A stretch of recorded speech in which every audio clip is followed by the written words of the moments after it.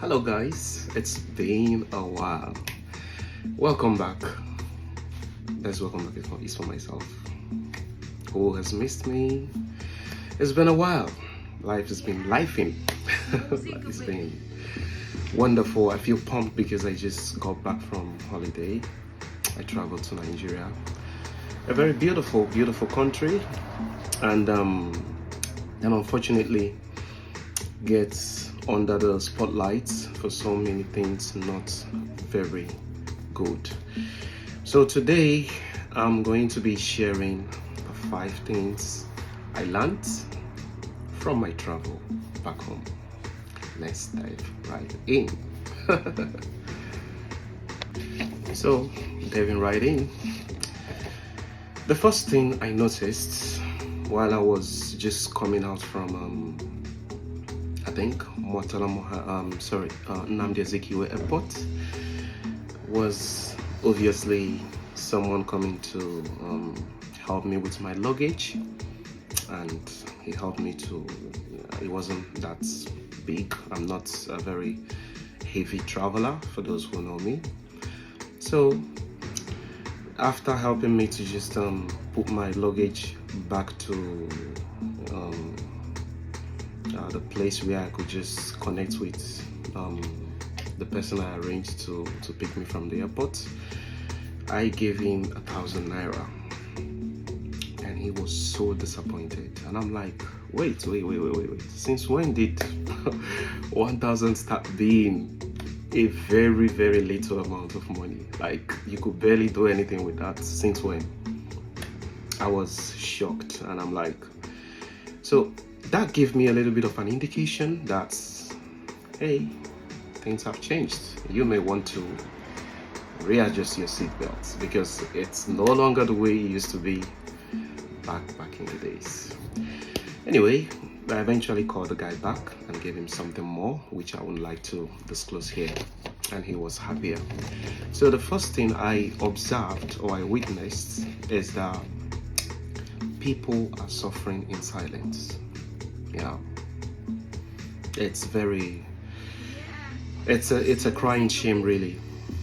It's a crying shame because so I would like to attribute majority of that to economic issues because of how bad the economy has become.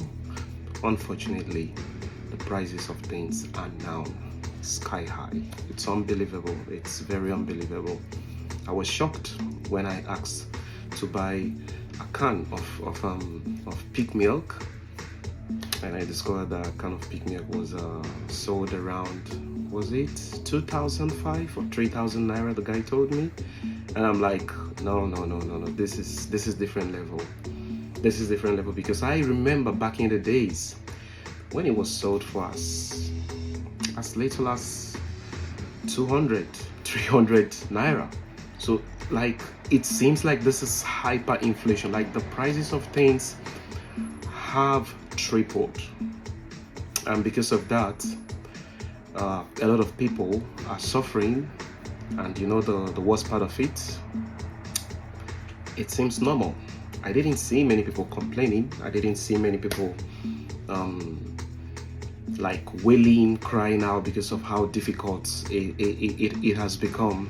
And what I was unable to establish was if this was because of the fact that maybe people have become tired, they've grown tired of complaining, or maybe because, most of them are asking themselves, who do they even complain to? So a lot of people are suffering in silence. And the worst part of it is it's being normalized. It's as if to say this is normal. This is just the normal way of things, and that is not right. Because I know how things used to be, and things were a lot better. So it's a shame, and this is one thing I observed. It helped me to adjust my thinking. Immediately, I had quite a lot of readjustments to make. Immediately, I started experiencing the real difficulty of the economic situation in the country, the difficulty emanating from the economic situation in the country. So It's been normalized. Everyone sees it as normal. I mean, or do I mention a Nivea cream? I usually like to apply Nivea cream, and I know when I used to buy Nivea cream, 2000, 1005, I bought the usual type I like to use for 5,000 naira. So it feels like the prices of things have tripled or even more than that, and it's a crying shame. And it gave me a lot of perspectives. It gave me a lot of, new understanding as to how things really are back home. So what I want to add here is, if you have anybody back home, if you're doing a particular building project or anything back home, and every time you ask for quotations, or every time I'm speaking mainly to my brothers who are here in diaspora, every time you want to build a house or you want to do anything, and the person gives you like sort of price estimates, please don't complain too much, because things are really expensive, super expensive. That is one of the things I found out. Diving into the second point, begging has become a culture. What do I mean? Now, I want to say that I understand that there are no places in this world where there are no beggars. Even here in London, there are beggars everywhere. And I do appreciate the fact that even the Bible, Jesus said it in the Bible, that beggars, poor people, will always be amongst you. And that's not what I'm talking about. I'm not talking about the begging type, which is more like people are begging to survive. People are begging to just eat and find a way to live their lives. That's not even what I'm talking about. I'm talking about a societal acceptable belief that begging is a very normal thing. So everybody just have to resort to it. And why do I say that? The reason being because I don't want to go into full details of what I went through at the airport. If you're a constant traveler, especially international traveler, you can tell where this is headed to, but I don't want to go there. A lot of people, people who are on uniform, some of them, you could tell that this person is a top government official or something, but they're still begging. And it's not like they are not begging because they can't eat. They are not begging because life is not that, at least they are not how do I put it? They are not on a survival mode, just like the ones you see on the streets. But still, they're still begging you. Why? Because of entitlement. You came from abroad, you have a lot of money with you, you don't know what to do with money. In fact, the money you have, the problem you have is that you have so much money that you do not know what to do with it. I'm going into probable reasons why begging has become rampant and it has become a culture back home. God in heaven, I wish that was true. So the reason why I'm talking about this very strongly is because it seems like a common thing. It seems like what people now do back home, and there is another reason why begging has become cultural, is because there's this widespread belief that it's better, especially from a religious perspective or superstitious perspective, however you want to put it, it's better to beg than to steal. Obviously, that's true. That's not lie. But then, does that make begging normal? The answer is no. Does that make it something that should become a part and parcel of our lives back home? I think the answer should be no.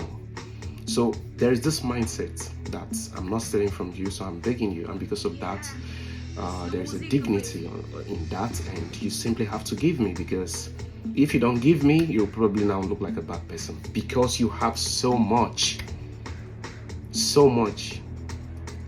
that you're struggling to find out what you're gonna do with them. But I tell you something, that couldn't be further away from the truth. Everyone has their issues, and In fact, what I've experienced or what I'm still experiencing in life in terms of finances is that it's beginning to look like the higher you go, the higher the problems. Yes, you're making millions, you're making this, and then you begin to, your mindset is also adjusting. Your problem will no longer be a question of if I need to eat, how much do I need to spend. It will now be more a question of something like, okay, I just bought a land, I need to fence it, and it's going to cost me millions. How am I going to do it? So that entitlement mentality is still there, and it's not very right. It's not very right because it puts a lot of pressure on the people that are expected to do something because they have so much, right? And I want to also place a caveat. This is not saying that philanthropic activities or endeavors is bad. That's not what I'm saying at all. If you are able to give to people and share from whatever you have, please by all means go for it. I'm just saying that I was shocked as to how normal or normalized begging has become. Almost everyone, even those you know that they are like I said, their lives is not, or their lives are not in that survivalist category. They are comfortable, but they are still begging. It was a very serious cause of concern, and obviously I had to do another adjustment. I had to adjust to that, and I'm like, okay. I mean, they say when you go to Rome, you do like Romans. When you go to Nigeria, you do like Nigerians. All right, moving into the third point. That's to say that insecurity the concerns for insecurity remains, but it is over exaggerated by the media. Yes. Now I want to acknowledge, I want to accept and put it out here that I'm not trying to diminish the fact that there are still places that are riddled with severe and serious insecurity issues back home. I'm just saying that there are also a lot of places back home that seem safe from what I saw. Yeah.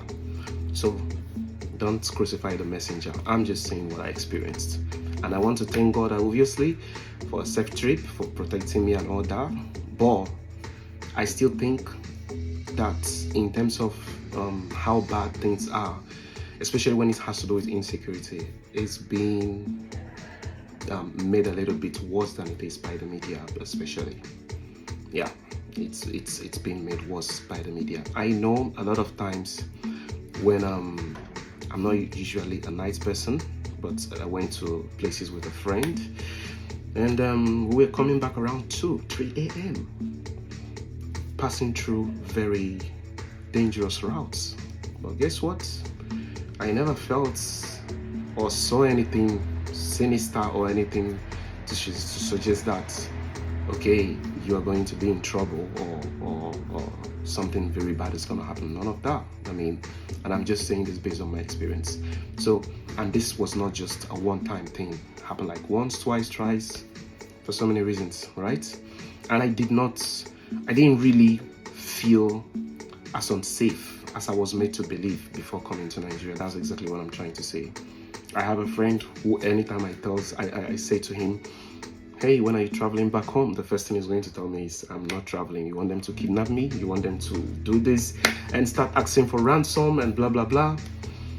And this is a result of media projection. This is a result of what the media has shown.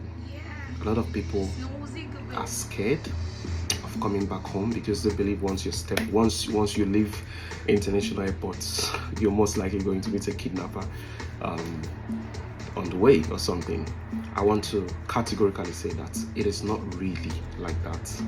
Yes, insecurity, the issues that bother us on insecurity still exist. I'm not saying they have died. I'm not saying they are not present, but home is still home, and it's not as bad as the media is making you to believe. So whenever you want to travel, please by all means travel and come back to that beautiful country called Nigeria. You just have to obviously take precautions, be careful, and make sure that you don't go flashing expensive things, basic security consciousness, and just you know, the wise when you're going about whatever you're doing. Don't go, showing too much of yourself so that you don't become an easy target for hoodlums. All right, moving on to the fourth point, and this is something that made me really happy. I call it the prioritization, English hurdle, the prioritization of Nigerian passport holders. This was beautiful.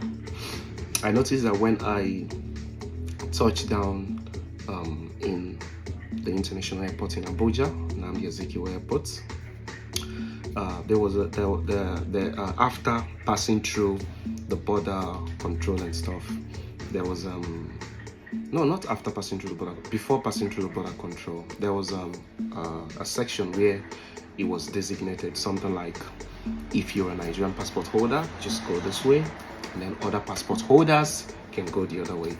And when I went to the section of Nigerian passport holders, the service, the experience was very seamless. It was beautiful. I really enjoyed it. I didn't even talk with anyone. I just put my passport. I think there was something that sort of a barcode or whatever that scans the passport, and it just scanned my passport, and then the blockade opened for me, and I moved in. It was a very seamless movement from the point where the plane dropped us to where I connected with my taxi to start enjoying my trip in Abuja. So, and that made me feel very nice. For once, I felt proud of the Nigerian passports. That made me feel really great, because I know that when you're coming back to UK or some other countries I've traveled to, a lot of times you always have this prioritization for their citizens. Standing on the border control queue can be very exhausting, especially after you've had like 14, 15, 10 hours flight, some of them connecting flights. The thing you need is just, what you need at that point is probably just to put your head somewhere and rest, and then you still have to stand in the queue and stand there sometimes for hours, depending on how many people that are being attended to. So that stress was removed when I traveled back home, and I felt proud to be a Nigerian, because it made me feel nice. It made me feel really nice. Not in a cocky way, but just proud of the green passport, because I know this is something that usually happens in London and other places that I've not just in London, in other countries I've been to.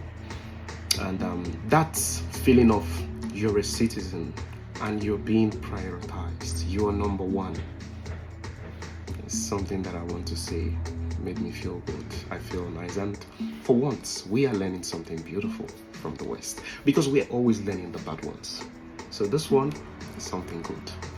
I enjoyed myself. Thank you. Moving on swiftly to my last point.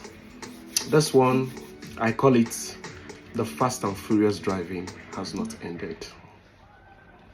Now, I'm going through a driving training in UK, learning how to, not like I can't drive at all, but I'm doing some practical. It's a lot of process to get your driving license here.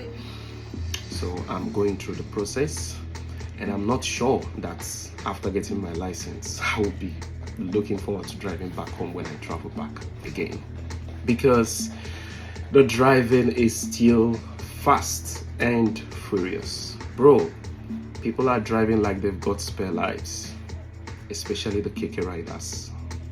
Those guys have not adjusted to the fact that KK is slightly bigger than Okada.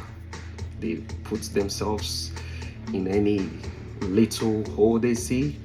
They wriggle their way from every tight corner to another tight corner. They're overtaking without honing or honking. It's an absolute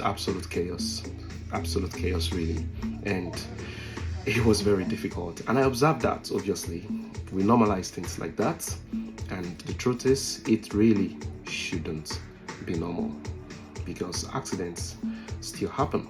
The other day I was reading somewhere, I think Coal City Instagram account, something like that, and I saw a very tragic accident involving a KK rider, and a very big tanker or something. And I want to say my thoughts are with the family of the person who was affected or who died in the accident. I'm really sorry about that. But what I'm just trying to say is, guys, we don't really have two lives. We all have just one life, each person, if we can drive better. I mean, most of the roads are not good, and to make it worse, we're not even driving well. So, and that's why when I say Nigerian problems, it's not just the government. Some people come to attack me on the comment section. Some people come to say useless things. I know what I'm saying. There are problems on both sides, from the government and even the citizens as well. There are adjustments. There are things we need to do and do better. So how can you be driving fast and furious on a road that is not good? That's like giving yourself, if you had 15% chance of accidents or something bad happening, you're giving yourself 70 or 60% more. So the driving has not stopped. And this is also to anyone from diaspora who's looking to travel, especially if you've been driving or in the country where you live and you've not traveled back home for a while. Hey, this is a reminder that once you step your feet in Nigeria and you start flying through most roads, don't expect civility. Expect anyhow. Don't say I've not warned you. So that wraps it up for today, and I hope you have enjoyed this beautiful edition. I'm glad to be back. I've been very busy, and I apologize that I have not been putting out lots of content. Few people has been asking me on my WhatsApp and on Instagram, what's going on, when are you going to drop another video, blah blah blah. I do appreciate all of that, and I do see the interest, I see the support, I see the love, and let us continue to grow this channel together. If you've not subscribed, remember that you are not doing us a good thing. You are doing us a disservice. Please like, share, and subscribe. I will see you in a time not too far away for another edition. More beautiful, special things coming your way right on this platform. Don't go too far away. I'll be back again. My name is Chibuzo, and do have yourself a wonderful week.